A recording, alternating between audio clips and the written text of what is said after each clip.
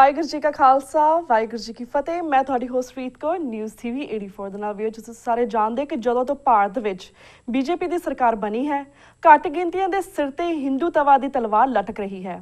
RSS ਵੱਲੋਂ ਸਿੱਖਾਂ ਨੂੰ ਹਿੰਦੂਆਂ ਦਾ ਅੰਗ ਦੱਸਿਆ ਜਾਂਦਾ ਹੈ ਅਤੇ ਮੁਸਲਮਾਨਾਂ ਤੇ ਈਸਾਈਆਂ ਨੂੰ ਘਰ ਵਾਪਸੀ ਦੇ ਨਾਮ ਥੱਲੇ ਹਿੰਦੂ ਬਣਾਇਆ ਜਾ ਰਿਹਾ ਹੈ। RSS ਮੁਖੀ ਮੋਹਨ ਭਾਗਵਤ ਨੇ ਮਦਰ ਟਰੇਸਾ ਦੀ ਸਮਾਜ ਸੇਵਾ ਨੂੰ ਵੀ ਈਸਾਈ ਬਣਾਉਣ ਦਾ ਲੇਬਲ ਲਗਾਇਆ ਹੈ। ਪੰਜਾਬ ਵਿੱਚ ਹਿੰਦੂਤਵੀਆਂ ਦੀਆਂ ਕਾਰਵਾਈਆਂ ਵਧ ਰਹੀਆਂ ਹਨ, ਪਰ ਬਾਦਲ ਅਕਾਲੀ ਦਲ ਅਤੇ ਸ਼੍ਰੋਮਣੀ ਕਮੇਟੀ RSS ਦੇ ਹੱਥ ਹੋ ਕੇ ਬਣੇ ਹੋਏ ਹਨ, ਇਸ ਲਈ ਉਹਨਾਂ ਨੇ ਚੁੱਪੀ ਤਾਰੀ ਹੋਈ ਹੈ। ਵਿਊਅਰਸ, ਆਮ ਆਦਮੀ ਪਾਰਟੀ ਨੇ ਦਿੱਲੀ ਦੇ ਵਿੱਚ ਕਾਮਯਾਬੀ ਹਾਸਲ ਕੀਤੀ ਹੈ ਅਤੇ ਪੰਜਾਬ ਵਿੱਚ ਵੀ ਆਪਣਾ ਦਾਇਰਾ ਵਧਾ ਰਹੀ ਹੈ। ਪੰਥਕ ਧਿਰਾਂ ਦੇ ਸਾਹਮਣੇ ਇਹ ਗੰਭੀਰ ਚੈਲੰਜ ਹੈ ਕਿ ਸਿੱਖੀ ਹੋਂਦ ਅਤੇ ਸਿੱਖ ਆਜ਼ਾਦੀ ਦੇ ਕਾਨਸੈਪਟ ਨੂੰ ਕਿਵੇਂ ਅੱਗੇ ਤੋਰਿਆ ਜਾਵੇ। ਪੰਥ ਨੂੰ ਦਰਪੇਸ਼ ਮਸਲਿਆਂ ਅਤੇ ਹਿੰਦੂਤਵਾ ਦੀ ਚੈਲੰਜਿਸ ਸੰਬੰਧੀ ਅੱਜ ਅਸੀਂ ਦੋ ਸ਼ਖਸੀਅਤਾਂ ਨਾਲ ਗੱਲਬਾਤ ਕਰਾਂਗੇ। ਸਭ ਤੋਂ ਪਹਿਲਾਂ ਅਸੀਂ ਗੱਲਬਾਤ ਕਰਦੇ ਹਾਂ ਸ਼੍ਰੋਮਣੀ ਗੁਰਦੁਆਰਾ ਪ੍ਰਬੰਧਕ ਕਮੇਟੀ ਦੇ ਮੈਂਬਰ ਅਤੇ ਅਕਾਲੀ ਦਲ ਪੰਚ ਪ੍ਰਧਾਨੀ ਦੇ ਆਗੂ ਸਰਦਾਰ ਕੁਲਬੀਰ ਸਿੰਘ ਬੜਾਪਿੰਡ ਜੀ ਨਾਲ, ਜਿਨ੍ਹਾਂ ਦਾ ਸਿੱਖ ਸੰਘਰਸ਼ ਵਿੱਚ ਬੜਾ ਯੋਗਦਾਨ ਹੈ ਅਤੇ ਹੁਣ ਵੀ ਸੀਮਤ ਸਾਧਨਾਂ ਨਾਲ ਪੰਥਕ ਚੜ੍ਹਦੀ ਕਲਾ ਲਈ ਉਹ ਯਤਨਸ਼ੀਲ ਹਨ। ਤਾਂ ਸਾਨੂੰ ਹੁਣ ਲਾਈਨ ਤੇ ਜੁੜ ਚੁੱਕੇ ਨੇ ਵੀਰ ਕੁਲਬੀਰ ਸਿੰਘ ਬੜਾਪਿੰਡ ਜੀ। ਵੀਰ ਜੀ, ਵਾਹਿਗੁਰੂ ਜੀ ਕਾ ਖਾਲਸਾ ਵਾਹਿਗੁਰੂ ਜੀ ਕੀ ਫਤਿਹ। ਹਾਂਜੀ ਭੈਣ ਜੀ, ਵਾਹਿਗੁਰੂ ਜੀ ਕਾ ਖਾਲਸਾ ਵਾਹਿਗੁਰੂ ਜੀ ਕੀ ਫਤਿਹ। ਜੀ ਵੀਰ ਜੀ, ਸਾਡੇ ਕੋਲ 9-10 ਮਿੰਟ ਰਹਿ ਗਏ ਨੇ ਕਿਉਂਕਿ ਸਾਡਾ ਫੋਨ ਤੁਹਾਡੇ ਪੰਜਾਬ ਵਿੱਚ ਲੱਗ ਨਹੀਂ ਰਿਹਾ ਸੀਗਾ, ਸੋ ਅਸੀਂ ਚਾਹਾਂਗੇ ਕਿ ਜਿੰਨੇ ਸਾਡੇ ਕੁਐਸਚਨ ਨੇ ਤੁਸੀਂ 1-2 ਮਿੰਟ ਦੇ ਵਿੱਚ ਉਹਨਾਂ ਦੇ ਸਾਰਿਆਂ ਦੇ ਮੁੱਦਿਆਂ ਦੇ ਉੱਪਰ ਆਪਣੇ ਵਿਚਾਰ ਸਾਡੇ ਦਰਸ਼ਕਾਂ ਨਾਲ ਜ਼ਰੂਰ ਸਾਂਝੇ ਕਰੋ। ਸਭ ਤੋਂ ਪਹਿਲਾਂ ਅਸੀਂ ਵੀਰ ਜੀ ਤੁਹਾਡੇ ਕੋਲ ਜਾਣਨਾ ਚਾਹਾਂਗੇ, ਜਿਸ ਤਰ੍ਹਾਂ ਪੰਜਾਬ ਵਿੱਚ ਹਾਲ ਹੀ ਵਿੱਚ ਹੋ ਰਹੀਆਂ ਮੁਨਸਿਪਲ ਕਮੇਟੀ ਅਤੇ ਹੋਰ ਸਿਵਿਕ ਚੋਣਾਂ ਦੇ ਵਿੱਚ ਗੁੰਡਾਗਰਦੀ ਅਤੇ ਧੱਕੇਸ਼ਾਹੀ ਦੀਆਂ ਖਬਰਾਂ ਸਾਹਮਣੇ ਆ ਰਹੀਆਂ ਹਨ, ਇਸ ਬਾਰੇ ਤੁਸੀਂ ਕੀ ਕਹਿਣਾ ਚਾਹੋਗੇ? ਦੇਖੋ, ਇੱਥੇ ਦਾ ਜਿਹੜਾ ਚੋਣਾਂ ਦਾ ਵਰਤਾਰਾ ਆ ਇਹ ਲਗਾਤਾਰ ਇਸੇ ਤਰ੍ਹਾਂ ਹੀ ਚੱਲਦਾ ਰਿਹਾ। ਹਰ ਸਮੇਂ ਜਦੋਂ ਵੀ ਚੋਣਾਂ ਹੋਈਆਂ, ਵੱਧ ਤੋਂ ਵੱਧ ਪੋਲੀਟੀਕਲ ਪਾਰਟੀਆਂ ਨੇ ਜਿਹੜੇ ਕੋਈ ਕਾਇਦੇ ਕਾਨੂੰਨ ਹੁੰਦੇ ਆ ਜਾਂ ਲੋਕਤੰਤਰੀ ਢੰਗ ਤਰੀਕੇ ਉਹਨਾਂ ਨੂੰ ਸਿੱਕੇ ਟੰਗ ਕੇ ਬਸ ਆਹ ਧੱਕੇਸ਼ਾਹੀ, ਮਾਫੀਆ ਗਰੋ, ਪੈਸੇ ਦੀ ਲੈਣ ਦੇਣ, ਨਸ਼ਿਆਂ ਦੀ ਵਰਤੋਂ, ਹੋਰ ਜਿਹੜਾ ਵੀ ਢੰਗ ਤਰੀਕਾ ਡੱਬੇ ਖੋਹ ਖਿੱਚਣ ਵਾਲਾ ਢੰਗ ਤਰੀਕਾ ਬਣਾ ਕੇ ਤੇ ਜਿਹੜੀ ਪਾਵਰਫੁਲ ਸੱਤਾਧਾਰੀ ਧਿਰ ਹੁੰਦੀ ਆ ਦੂਜਿਆਂ ਨੂੰ ਨਕਾਰਨ ਦੇ ਲਈ ਜਾਂ ਸੱਤਾ ਤੋਂ ਦੂਰ ਰੱਖਣ ਲਈ ਇਸ ਤਰ੍ਹਾਂ ਦੇ ਹੱਥ ਕੰਡੇ ਵਰਤਦੇ ਆ। ਸੋ ਇਹ ਇੱਥੋਂ ਦਾ ਲੋਕਤੰਤਰੀ ਨਿਘਾਰ ਦਾ ਇੱਕ ਨਮੂਨਾ ਆ। ਹਾਂਜੀ, ਸੋ ਇਹ ਆਪਾਂ ਸਾਰੇ ਹੀ ਜਾਣਦੇ ਆ। ਇੱਥੇ ਲੋਕਾਂ ਦੇ ਨਾਲ ਹਰ ਢੰਗ ਤਰੀਕੇ ਦੇ ਨਾਲ ਮਤਲਬ ਲੋਕਾਂ ਨੂੰ ਪੈਸੇ ਨਾਲ ਖਰੀਦਿਆ ਵੀ ਜਾਂਦਾ ਤੇ ਮਾਫੀਆ ਗੁੰਡੇ ਅਨਸਰਾਂ ਰਾਹੀਂ ਡਰਾਇਆ ਧਮਕਾਇਆ ਵੀ ਜਾਂਦਾ, ਲਾਲਚ ਵੀ ਦਿੱਤੇ ਜਾਂਦੇ ਆ, ਨਸ਼ਿਆਂ ਦੀ ਵਰਤੋਂ ਵੀ ਕੀਤੀ। ਸਾਰਾ ਕੁਛ ਇੱਥੇ ਇਸੇ ਤਰ੍ਹਾਂ ਹੀ ਚੱਲ ਰਿਹਾ। ਜੀ ਵੀਰ ਜੀ, ਸੋ ਇਹਦੇ ਪ੍ਰਤੀ ਮਤਲਬ ਇਹ ਸਮੁੱਚੇ ਹਿੰਦੁਸਤਾਨ ਦੇ ਵਿੱਚ ਇਸੇ ਤਰ੍ਹਾਂ ਚੱਲਦਾ ਹੈ ਜੀ। ਬਿਲਕੁਲ, ਇਹ ਕੋਈ ਨਵੀਂ ਗੱਲ ਨਹੀਂ, ਇਹ ਸਾਰਾ ਕੁਛ ਹੈਗਾ। ਇੱਥੇ ਜਿਹੜੀ ਕੋਈ ਇਮਾਨਦਾਰ ਆਪਾਂ ਕੈਂਡੀਡੇਟ ਕਹਿ ਸਕਦੇ ਹਾਂ ਉਹਦਾ ਕੋਈ ਸੁਣਵਾਈ ਨਹੀਂ ਹੈਗੀ, ਜਾਂ ਉਹਨੂੰ ਕਿਸੇ ਢੰਗ ਤਰੀਕੇ ਦੇ ਨਾਲ ਝੂਠੇ ਕੇਸ ਪਵਾ ਕੇ ਜਾਂ ਹੋਰ ਢੰਗ ਤਰੀਕੇ ਦੇ ਨਾਲ ਵੀ ਇਸ ਚੋਣ ਮੈਦਾਨ ਦੇ ਵਿੱਚੋਂ ਪਛਾੜਿਆ ਜਾਂਦਾ। ਸੋ ਇਹ ਇੱਥੇ ਦਾ ਸਿਸਟਮ ਇਹੋ ਜਿਹਾ ਚੱਲਦਾ, ਏਦਾਂ ਹੀ ਕਰਦੇ ਆ ਜੀ। ਬਿਲਕੁਲ ਵੀਰ ਜੀ। ਤੇ ਵੀਰ ਜੀ, ਸੈਕੰਡ ਕੁਐਸਚਨ ਇਸ ਤਰ੍ਹਾਂ ਦਾ ਜਾਣਨਾ ਚਾਹਾਂਗੇ, ਜਿਸ ਤਰ੍ਹਾਂ ਤੁਸੀਂ ਜਾਣਦੇ ਕਿ ਅਵਤਾਰ ਸਿੰਘ ਮੱਕੜ ਜਿਹੜੇ ਨੇ ਉਹ ਪਟਨਾ ਸਾਹਿਬ ਦੇ ਪ੍ਰਧਾਨ ਬਣ ਗਏ ਹਨ, ਉਹਨਾਂ ਤੋਂ ਪ੍ਰੋਪਰਲੀ ਸ਼੍ਰੋਮਣੀ ਗੁਰਦੁਆਰਾ ਪ੍ਰਬੰਧਕ ਕਮੇਟੀ ਤੋਂ ਸੰਭਾਲ ਨਹੀਂ ਹੁੰਦੀ, ਪਟਨਾ ਸਾਹਿਬ ਦੇ ਪ੍ਰਧਾਨ ਬਣ ਕੇ ਉਹ ਕੀ ਰੰਗ ਲਾਣਗੇ ਤੁਹਾਡੇ ਖਿਆਲ ਦੇ ਨਾਲ? ਦੇਖੋ, ਇਹ ਬੜਾ ਤੁਹਾਡਾ ਇਹ ਗੰਭੀਰ ਮਸਲਾ ਹੈ ਜੀ। ਜਿਹੜੀਆਂ ਕੋਈ ਨਾਮਵਰ ਹਸਤੀਆਂ ਹੈਗੀਆਂ ਔਰ ਉਹ ਸਿੱਖ ਵਿਰੋਧੀ ਦੁਸ਼ਮਣ ਜਮਾਤ ਦੇ ਹੱਥਾਂ ਦੇ ਵਿੱਚ ਖੇਡ ਰਹੀਆਂ ਹਨ, ਉਹਨਾਂ ਨੂੰ ਉਹ ਰਾਹੇ ਬਗਾਹੇ ਕਿਤੇ ਨਾ ਕਿਤੇ ਲਿਜਾ ਕੇ ਫਿੱਟ ਕਰਦੇ ਆ ਤਾਂ ਕਿ ਜਿਹੜਾ ਸਿੱਖੀ ਸਿਧਾਂਤਾਂ ਦਾ ਮਰਿਆਦਾ ਦਾ ਘਾਣ ਕੀਤਾ ਜਾ ਸਕੇ। ਸੋ ਸਾਡੀ ਇਹ ਬਦਕਿਸਮਤੀ ਆ, ਨਾ ਕਿ ਇਹਨਾਂ ਹਾਲਾਤਾਂ ਨੂੰ ਜਾਂ ਇਹਨਾਂ ਕਾਰਨਾਂ ਨੂੰ ਕੌਮ ਸਮਝਦੀ ਹੈ। ਤੇ ਜਿੱਥੋਂ ਤੱਕ ਇਹ ਆਪਾਂ ਕਹਿ ਸਕਦੇ ਹਾਂ RSS ਵਗੈਰਾ ਜਾਂ ਹੋਰ ਸਿੱਖ ਵਿਰੋਧੀ ਦੁਸ਼ਮਣ ਜਮਾਤ ਜਿਹੜੀ ਹੈਗੀ ਆ, ਇਕਜੁੱਟ ਹੋ ਕੇ ਸਿੱਖੀ ਦਾ ਖਾਤਮੇ ਲਈ, ਸਿੱਖ ਕੌਮ ਨੂੰ ਔਰ ਸਿੱਖੀ ਨੂੰ ਖਤਮ ਕਰਨ ਲਈ ਇਹ ਉਹਨਾਂ ਨੇ ਜਿਵੇਂ ਸਾਡੇ ਆਪਾਂ ਕਹਿੰਦੇ ਮੂਲ ਸਿਧਾਂਤ ਜਿਹੜੀਆਂ ਸਾਡੀਆਂ ਪ੍ਰਮੁੱਖ ਸੰਸਥਾਵਾਂ, ਮੁੱਖ ਸ਼ਖਸੀਅਤਾਂ ਜਾਂ ਜਿੱਥੋਂ ਸਾਨੂੰ ਅਗਵਾਈ ਮਿਲਣੀ ਆ ਉੱਥੇ ਉਹਨਾਂ ਨੇ ਕਾਬੂ ਕਰਕੇ ਉਹ ਇਹ ਕਰ ਰਹੇ ਆ। ਬਾਕੀ ਸ਼੍ਰੋਮਣੀ ਗੁਰਦੁਆਰਾ ਪ੍ਰਬੰਧਕ ਕਮੇਟੀ ਦੇ ਪ੍ਰਧਾਨ ਮੱਕੜ ਦਾ ਜੋ ਇਤਿਹਾਸ ਹੈ ਉਹ ਕੌਮ ਲੋਕੀ ਜਿਹੜੇ ਜਾਣਦੇ ਆ ਚੰਗੀ ਤਰ੍ਹਾਂ, ਉਹ ਸਾਰਾ ਕੁਝ ਸਮਝਦੇ ਆ ਵੀ ਇੱਥੇ ਕੁਛ ਨਹੀਂ ਕਰ ਸਕਿਆ ਤੇ ਗਾਂ ਵੀ ਕੁਛ ਨਹੀਂ ਕਰਨਾ। ਸਿਰਫ ਇਹਨਾਂ ਨੂੰ ਕੁਹਾੜੇ ਦਾ ਦਸਤਾ ਬਣਾ ਕੇ ਹੀ ਸਾਡੇ ਖਿਲਾਫ, ਸਿੱਖੀ ਦੇ ਖਿਲਾਫ ਵਰਤ ਰਹੇ ਆ ਤੇ ਇਹ ਵਰਤ ਹੋ ਰਹੇ ਆ ਜੀ। ਬਿਲਕੁਲ ਵੀਰ ਜੀ। ਤੇ ਵੀਰ ਜੀ, ਜਿਵੇਂ ਤੁਸੀਂ ਅਕਾਲੀ ਦਲ ਪੰਚ ਪ੍ਰਧਾਨ ਦੇ ਪ੍ਰੈਜ਼ੀਡੈਂਟ ਹੋ, ਤੁਹਾਡੇ ਕੋਲ ਜਾਣਨਾ ਚਾਹਾਂਗੇ ਕਿ ਤੁਸੀਂ ਇਸ ਜਥੇਬੰਦੀ ਦਾ ਢਾਂਚਾ ਜਿਹੜਾ ਭੰਗ ਕੀਤਾ ਸੀਗਾ, ਨਵਾਂ ਢਾਂਚਾ ਕਦ ਤੱਕ ਸਾਹਮਣੇ ਆਵੇਗਾ? ਦੇਖੋ, ਅਸੀਂ ਇਹ ਵੇਖਦੇ ਹਾਂ ਵੀ ਜਿਹੜਾ ਅਸੀਂ ਪੰਚ ਪ੍ਰਧਾਨੀ ਦਾ ਢਾਂਚਾ ਭੰਗ ਕੀਤਾ ਉਹ ਕਿਸੇ ਅਸੀਂ ਡੂੰਘੀ ਸੋਚ ਵਿਚਾਰ ਤੋਂ ਬਾਅਦ ਅਸੀਂ ਛੋਟੇ ਛੋਟੀਆਂ ਗਰੁੱਪਾਂ ਧੜਿਆਂ ਦੇ ਵਿੱਚ ਵੰਡੇ ਹੋਏ ਆ। ਕੋਈ ਅਸੀਂ ਜਿਹੜੀ ਪ੍ਰਗਤੀ ਕਰਦੇ ਆ ਉਹਦੇ ਨਾਲ ਪ੍ਰਾਪਤੀ ਨਹੀਂ ਹੁੰਦੀ।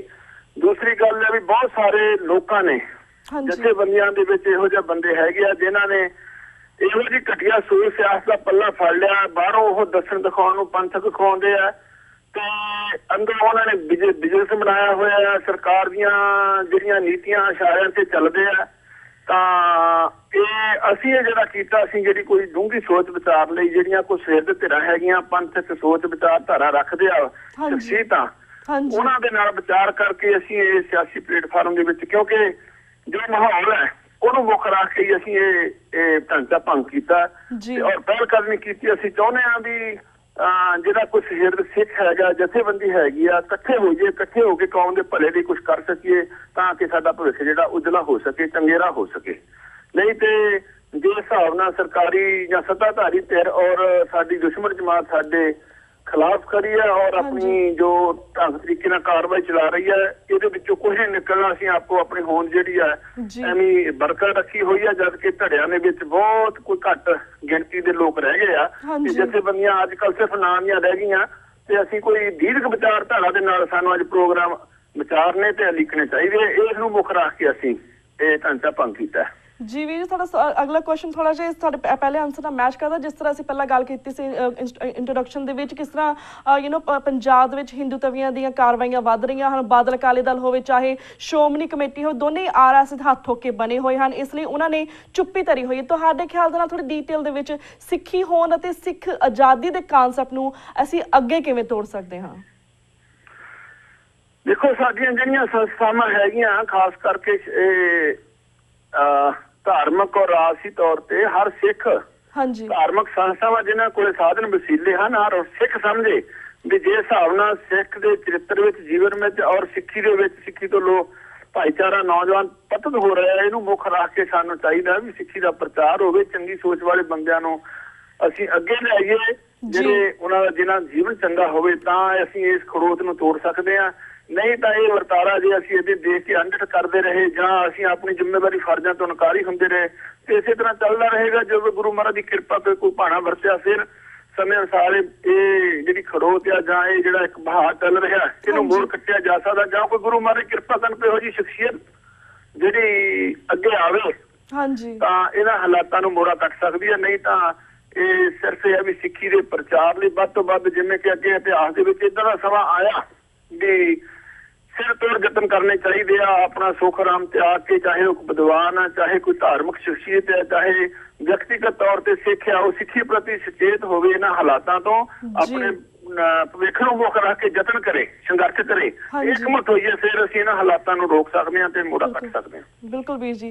ਤੇ ਵੀਰ ਜੀ, ਸਾਡੇ ਕੋਲ ਥੋੜੇ ਜਿਹੇ ਸੈਕਿੰਡ ਰਹਿ ਗਏ ਨੇ। ਵਨ ਲਾਸਟ ਕੁਐਸਚਨ ਅਸੀਂ ਤੁਹਾਡੇ ਕੋਲ ਜਾਣਨਾ ਚਾਹਾਂਗੇ। ਜੇ ਤੁਸੀਂ ਜਾਣਦੇ ਹੋ ਕਿ ਆਮ ਆਦਮੀ ਪਾਰਟੀ ਨੇ ਇੱਕ ਇਤਿਹਾਸਿਕ ਜਿੱਤ ਹਾਸਲ ਕੀਤੀ ਹੈ ਦਿੱਲੀ ਦੇ ਵਿੱਚ, ਓਵਰਆਲ ਤੁਸੀਂ ਇਸ ਪਾਰਟੀ ਬਾਰੇ ਜਾਂ ਫਿਰ ਪੰਜਾਬ ਦੇ ਵਿੱਚ ਇਸ ਦਾ ਸਿਆਸਤ ਤੇ ਇਸ ਦਾ ਕੀ ਅਸਰ ਹੋਵੇਗਾ ਇਸ ਪਾਰਟੀ ਦੇ, ਇਸ ਬਾਰੇ ਤੁਸੀਂ ਕੀ ਕਹਿਣਾ ਚਾਹੋਗੇ? ਦੇਖੋ, ਆਮ ਆਦਮੀ ਪਾਰਟੀ ਨੇ ਲੋਕਾਂ ਦੇ ਮੁੱਦਿਆਂ ਨੂੰ ਲੈ ਕੇ ਜਿੱਤ ਹਾਸਲ ਕੀਤੀ ਆ। ਪੰਜਾਬ ਦੇ ਵਿੱਚ ਵੀ ਆਪਣਾ ਕਰ ਰਹੇ ਆ। ਸਾਡੇ ਵੀ ਬਹੁਤ ਸਾਰੇ ਜਿਹੜੇ ਪੰਜਾਬ ਦੇ ਲੋਕੀ ਆਮ ਆਦਮੀ ਪਾਰਟੀ ਤੋਂ ਆਸਾ ਰੱਖਦੇ ਆ।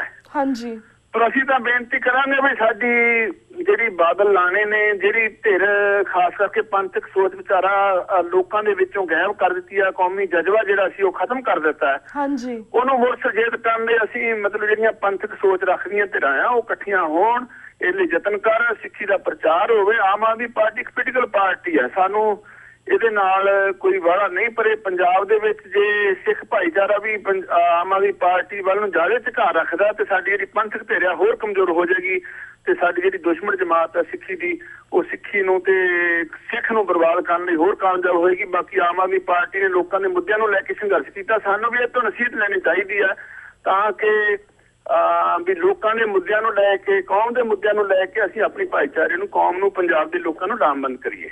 ਜੀ ਬਿਲਕੁਲ। ਤੇ ਵੀਰ ਜੀ ਥੈਂਕ ਯੂ ਸੋ ਮਚ, ਕਿਉਂਕਿ ਸਾਡਾ ਵਕਤ ਹੁਣ ਬ੍ਰੇਕ ਵੱਲ ਜਾ ਰਿਹਾ। ਤੁਹਾਡਾ ਸ਼ੁਕਰ ਤੁਸੀਂ ਨੇ ਮੁੱਦੇ ਦੇ ਉੱਪਰ ਜਵਾਬ ਦਿੱਤੇ। ਵੀਰ ਜੀ ਐਟ ਦੀ ਐਂਡ ਮੈਂ ਸਿਰਫ ਤੁਹਾਨੂੰ ਇਹੀ ਕਹਿਣਾ ਚਾਹਾਂਗੀ ਕਿ ਅਸੀਂ ਵੱਖ-ਵੱਖ ਪੰਥਕ ਧਿਰਾਂ ਦੇ ਨਾਲ ਟਾਈਮ ਟੂ ਟਾਈਮ ਗੱਲਬਾਤ ਕਰਦੇ ਰਹਿੰਦੇ ਹਾਂ, ਬਟ ਜਿਸ ਤਰ੍ਹਾਂ ਸਾਡਾ ਹਰ ਬੰਦੇ ਦਾ, ਸਾਡਾ ਹਰ ਸਿੱਖ ਦਾ ਏਜੰਡਾ ਇੱਕ ਹੈ। ਅਸੀਂ ਚਾਹਾਂਗੇ ਕਿ ਅਸੀਂ ਫਿਊਚਰ ਦੇ ਵਿੱਚ ਇੱਕ ਐਸਾ ਪ੍ਰੋਗਰਾਮ ਕਰੀਏ ਜਿਸ ਦੇ ਵਿੱਚ ਅਸੀਂ ਵੱਖ-ਵੱਖ ਜਥੇਬੰਦੀਆਂ ਨੂੰ ਇਕੱਠੇ ਕਰਕੇ ਅਸੀਂ ਪੰਥਕ ਏਜੰਡੇ ਦੇ ਉੱਪਰ ਗੱਲਬਾਤ ਕਰੀਏ। ਅਸੀਂ ਚਾਹਾਂਗੇ ਕਿ ਤੁਸੀਂ ਵੀ ਆਪਣੇ ਮਤਭੇਦ ਜਾਂ ਕਿਸੇ ਹੋਰ ਜਥੇਬੰਦੀ ਦੇ ਮਤਭੇਦ ਜਿਹੜੇ ਨੇ ਉਹ ਇਸ ਪ੍ਰੋਗਰਾਮ ਤੇ ਅਸੀਂ ਇਕੱਠੇ ਕਰਕੇ ਗੱਲਬਾਤ ਕਰੀਏ। ਅਸੀਂ ਚਾਹਾਂਗੇ ਕਿ ਤੁਸੀਂ ਅੱਗੇ ਤੁਹਾਨੂੰ ਅਸੀਂ ਇਨਵਾਈਟ ਕਰੀਏ ਆਪਣੇ ਟੀਵੀ ਤੇ, ਤੁਸੀਂ ਜ਼ਰੂਰ ਸਾਡੇ ਦਰਸ਼ਕਾਂ ਦੇ ਨਾਲ ਸ਼ਾਮਿਲ ਹੋਵੋ ਅਗਲੇ ਸ਼ੋਅ ਦੇ ਵਿੱਚ ਵੀ, ਜਿਸ ਦੇ ਵਿੱਚ ਅਸੀਂ ਵੱਖ-ਵੱਖ ਜਥੇਬੰਦੀਆਂ ਨਾਲ ਗੱਲਬਾਤ ਕਰ ਸਕੀਏ। ਆਪ ਜੀ ਅਤੇ ਆਪ ਜੀ ਸਰੋਤਿਆਂ ਦਾ ਸਾਰਿਆਂ ਨੂੰ ਪਿਆਰ ਸਤਿਕਾਰ ਫਤਿਹ। ਗੁਰੂ ਭਲੀ ਕਰੇ, ਅਰਦਾਸ ਕਰੋ ਪੰਥ ਦੀ ਚੜ੍ਹਦੀ ਕਲਾ ਲਈ, ਕੌਮੀ ਏਕਤਾ ਲਈ। ਸਾਰਿਆਂ ਦਾ ਕੋਟ-ਕੋਟ ਧੰਨਵਾਦ। ਵਾਹਿਗੁਰੂ ਜੀ ਕਾ ਖਾਲਸਾ, ਵਾਹਿਗੁਰੂ ਜੀ ਕੀ ਫਤਿਹ। ਵੀਰ ਜੀ ਤੇ ਵੀਅਰਸ, ਵਕਤ ਹੋ ਗਿਆ ਇੱਕ ਛੋਟੇ ਜਿਹੇ ਬ੍ਰੇਕ ਦਾ। Keep watching news TV 84। We'll be right back after a short break.